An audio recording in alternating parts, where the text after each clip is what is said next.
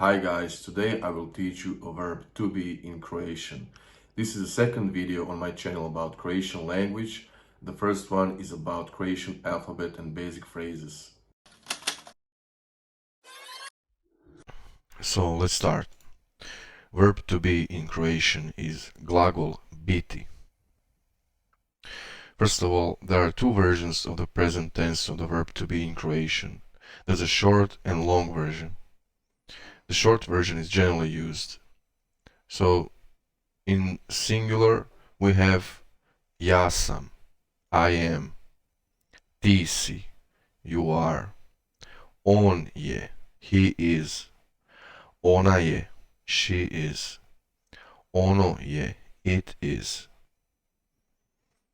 In plural, we have mi smo, we are, vi ste, you are, oni su, they are, one su, they are, in feminine gender, plural.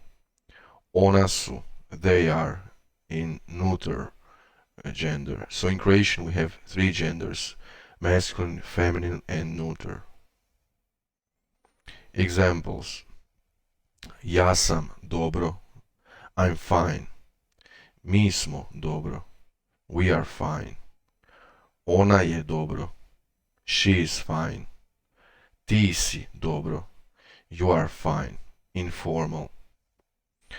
One su dobro, they are fine, feminine gender, plural. Oni su dobro, they are fine. Vi ste dobro, you are fine. As I mentioned in the beginning, we have a short and a long version of the verb to be. So the long stressed version is as follows. In singular version, ja jesam, I am. Ti jesi, you are. On jest, he is. Ona jest, she is. Ono jest, it is. In plural, mi jesmo, we are. Vi jeste, you are. Oni jesu, they are, masculine. One jesu, they are, feminine. Ona jesu, they are, neuter. So when do we use the long stressed version? We use it as a one-word answer to a yes-no question. For example, jesi li umoran? Are you tired? Jesam, I am.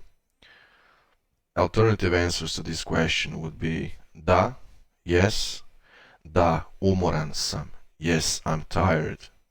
Da, ja sam umoran, yes, I'm tired. And it's also used to add extra emphasis to the statement. Ali ja jesam umoran, but I am tired. Ti jesi radio jučer, you did work yesterday. So that will be all for this second lesson, and I hope you liked it. I would like to see your comments and questions, and thanks for watching. Bye.